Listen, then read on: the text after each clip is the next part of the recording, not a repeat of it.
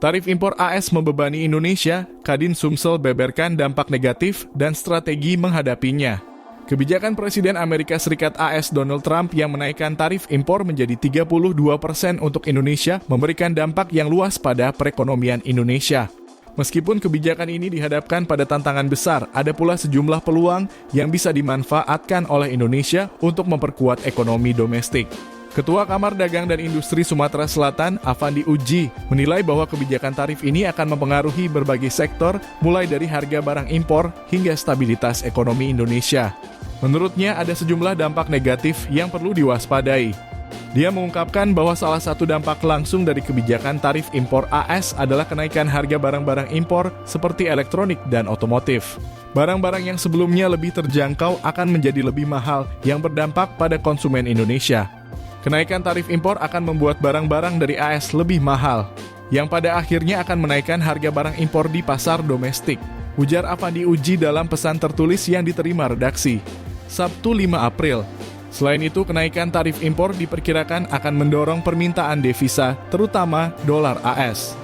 Afandi menyebutkan bahwa kebijakan ini dapat memperburuk stabilitas cadangan devisa Indonesia. Selain itu, peningkatan permintaan dolar AS untuk transaksi internasional berpotensi menyebabkan depresiasi nilai rupiah, yang pada gilirannya dapat meningkatkan biaya hidup masyarakat Indonesia dan menambah tekanan inflasi. Afandi juga mengingatkan bahwa gangguan dalam kegiatan impor bisa mempengaruhi sektor-sektor yang bergantung pada barang impor seperti manufaktur dan industri lainnya.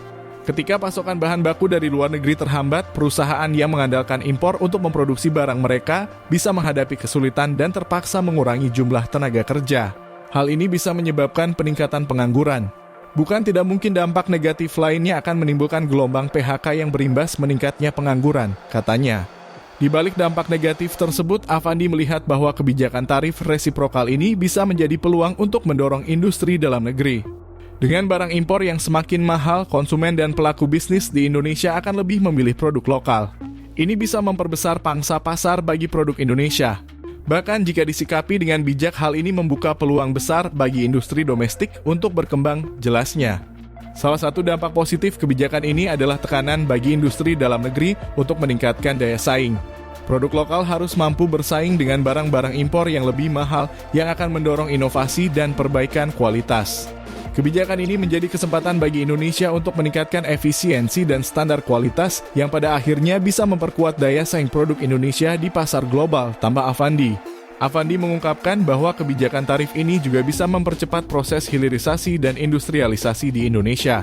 Dengan meningkatnya biaya barang impor, Indonesia berpotensi untuk mengolah lebih banyak bahan mentah menjadi barang bernilai tambah. Kebijakan ini bisa mendorong kita untuk lebih fokus pada pengolahan sumber daya alam menjadi produk yang siap pakai dan lebih bernilai, kata Afandi. Selain itu, kebijakan tarif impor AS ini juga bisa mendorong pelaku industri Indonesia untuk mencari pasar ekspor baru. Pelaku bisnis yang sebelumnya mengandalkan ekspor ke AS bisa melihat peluang di pasar negara lain yang mungkin lebih terbuka.